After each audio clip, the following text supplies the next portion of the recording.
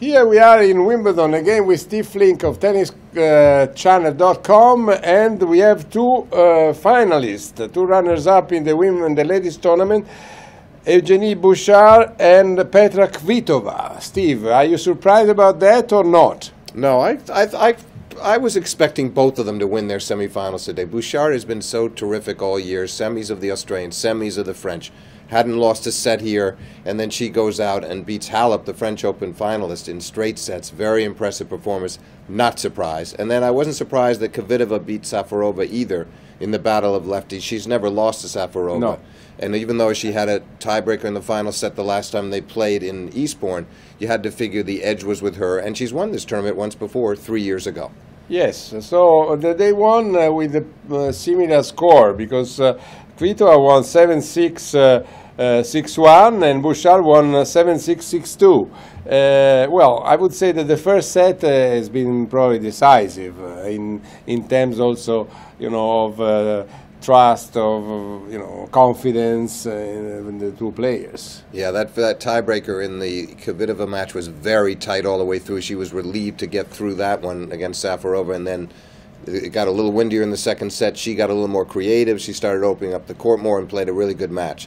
As for Bouchard, she was 4-2 down in the tiebreak and hit a winner off the net cord, kind of one lucky shot. That's all that she needed, though. She's such a great player. You give her one small break like that, and it becomes a large opening. And she was by far the better player once she took that first set.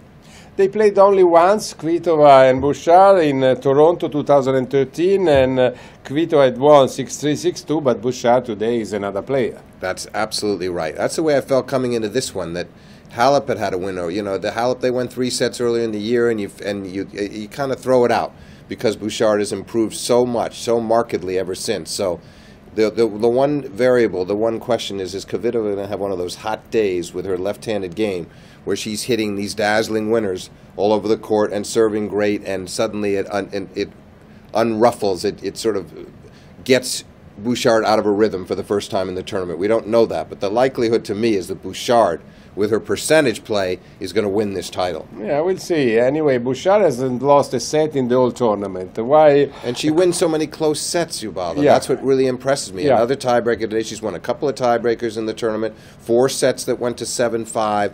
There's something about her when it gets tight, she seems to play her best. Sure. And Kvitova lost only 1 set, and it was probably the best match of the ladies tournament. The one that Kvitova won versus Venus Williams, 5-7, 7-6, 7-5, only 2 breaks in that match. Yeah, 1 break each. I agree with you. By far the best match of the women's tournament was that Kvitova win over Venus Williams. Let's hope the final can come close to that standard, but I believe it will. Well, I do hope so, as I do hope that tomorrow we will see 2 nice and beautiful semifinals.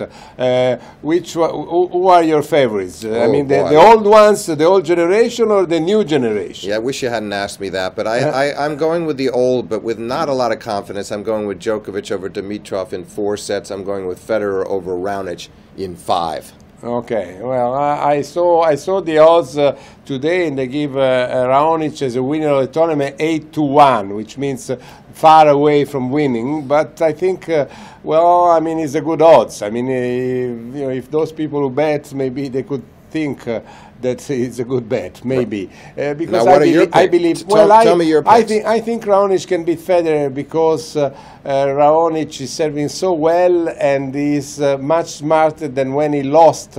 He has always lost to Federer, but he lost once, 7-6 in the third. Twice 7-6 in the third. Yeah, twice. Yes, and it wasn't the same Raonic that we have today. I agree. That is what I suspect that Raonic can beat Federer, even if this is the kingdom of Federer, 7 winning titles. I mean, and the other match, well, I think Djokovic, I didn't see him playing too well, but I think he should win versus Dimitrov, who will have to pay a toll for his inexperience. Yeah, I agree. I certainly agree with that. And I see your case for Raonic, I really do.